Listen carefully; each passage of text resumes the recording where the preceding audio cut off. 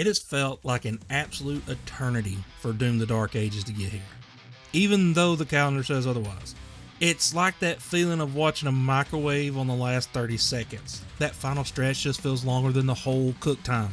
But Doom the Dark Ages is finally here, and we get to step back into the blood-soaked boots of the Doomslayer and wreak absolute havoc on thousands and thousands of demons. So, is this a worthy successor to the incredible legacy of Doom 2016 and Doom Eternal? Let's find out. All the power of hell cowering before one man. First up, and most importantly for a Doom game, is the gameplay. For me, when Doom 2016 was released, it ruined all other first-person shooters. The speed, the visceral combat, and the layer of strategy involved, it's much more than just a point and shoot. It's finely tuned, balancing enemy threats, gathering precious ammo, and clawing back health with a well-timed glory kill. Doom Eternal took that foundation and layered on more platforming and other elements. And with Doom the Dark Ages, combat has taken a slightly different approach. They throw hundreds of demons at you at once. It's a big shift in the combat style. Some enemies that were once challenging mid-tier threats are now just cannon fodder. They can easily be wiped out individually, but their numbers create a chaotic battlefield, making them a constant, swarming menace when you're trying to face off against the bigger demons. And there are a lot of the big ones. But even how you deal with them has evolved. The Dark Ages leans into an almost Returnal-like bullet hell scenario. Projectiles are flying everywhere. You can try to avoid them, block with your shield, and if an incoming attack glows green, parry it. It sends the blast right back, stuns the enemy, and opens them up for a devastating counterattack. This parry and counter system is the new gameplay loop for resource management, replacing the old glory kill chainsaw rhythm that it had. Mastering this dance of shield blocks, perfectly timed parries, brutal retaliations, all while navigating a storm of demons, feels great. There's no other way to describe it. When you perfectly parry a massive demon's attack, you can then use your shield to slam into them with some extreme force, or follow it up with a point-blank super shotgun blast, sending chunks of the demon flying everywhere. And that is Doom. It's fast, frantic, and incredibly fun to play. The core gunplay is still here, and all of the guns have upgrades like the past games did. But even the upgrade runes are now tied to your shield and its capabilities. Rather than just being for general ammunition pickups, they cause the parry to strike the enemies with lightning, use the auto cannon, and even more, like sending a bunch of swords flying at your enemies. But the on-foot carnage isn't all. The Dark Ages brings back something we saw a lot of in those classic PS2 and original Xbox era first-person shooters. Vehicular combat.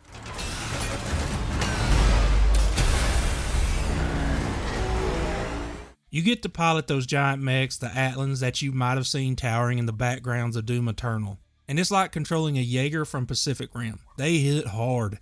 As you're stomping through the environment, you are crushing enemy tanks underfoot, smashing through buildings, and just unleashing powerhouse attack after powerhouse attack. It is an absolute blast to play in these mech suits. And if that wasn't enough, there's dragon riding. I didn't know how this was going to play out, but they did a great job here too. It's surprisingly smooth, even with how fast the dragon can fly and how huge the levels are. These things add another layer to the epic scale of the Dark Ages. Of course, great gameplay needs great world design to truly shine, and the Dark Ages hits that mark as well. The stages are much, much larger compared to the previous two games, encouraging more exploration. You'll be climbing obstacles, solving environmental puzzles to find upgrades like your Amber Charms, to max out your weapons, and of course those little collectible toys are back again. But I did not expect to encounter a world inspired by Cthulhu. Imagine a realm steeped in shadow, bathed in heavy rainfall with an eerie green glow. And amidst all of that, the skeletal remains of busted, broken up shipwrecks that hint at forgotten voyages into the madness. It is a very unique and much more magical feeling realm than the other areas of the game. Now the game is an audio-visual feast in most ways, but there is one area that I think was a mistake. Despite the game's overall great visuals, I'm talking about the specific choice to use global ray traced illumination as a baseline. Considering how great and pin sharp the lighting and overall presentation looked in Doom Eternal and Doom 2016, especially after Eternal got its next gen patch, which allowed for 120 frames per second mode or a crystal clear dynamic 4K presentation with its ray tracing option. The Dark Ages here just comes at a noticeable resolution cost, and we no longer have 120Hz mode. And ray tracing can be a very noisy effect if it's not done right. It feels like they tried to mask some of the inherent ray tracing noise with a constant film grain effect over the entire game, and it doesn't really work effectively. The result to me is often distracting, and you get a sparkly noise rather than just clear illumination in some of the real dark areas. For me, the ray tracing here doesn't achieve a look that surpasses what id Software was able to do with the more traditional handcrafted lighting techniques in the previous games. Again, the game still looks great and the art design is phenomenal, but this is the one thing that I feel like is a slight downside, and I do mean slight. On a technical note though, a quick heads up if you're playing on Xbox, and this might be the same for PlayStation, with its rest mode. If you use quick resume, it can cause problems when you start the game back up. The frame rate would drop into the 40s and just stay there.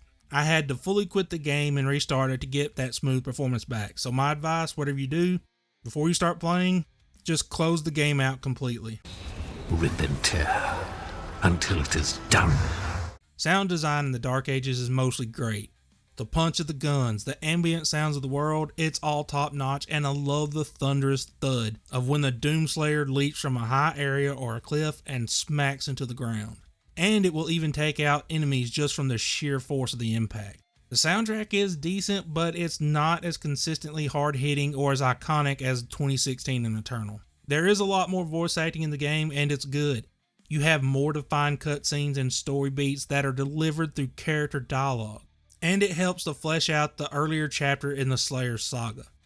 As I said earlier, there are a ton of secrets and collectibles to find throughout each massive level, which gives the game quite a bit of replayability. You can go back, replay chapters at any time, keeping all your gear and upgrades, which is great for hunting down anything that you missed. You also have several difficulty levels to choose from. But one thing that I found the most interesting regarding the replayability, and it's a cool feature that is just kinda tucked away in the settings, is a game speed modifier. You can boost the game speed up to 150%. And let me tell you, playing an already lightning fast game like Doom, but cranked up to 11, it's pure adrenaline fueled insanity. So to wrap it all up, Doom the Dark Ages is a brutal, inventive, and incredibly fun journey. One that successfully carries the immense weight of its predecessors. So how does the score break down? Gameplay is a 97, visuals an 88, story is an 86, and sound is a 90, giving it a final score of 92. Doom the Dark Ages has got my must-play seal of approval. If you're a fan of Doom or anyone that is craving a high-octane FPS, this is the game for you. Let me know in the comments if you're thinking about playing the game or you've already picked it up. Thanks for watching. Would you kindly leave a like and subscribe, and I will talk to y'all later.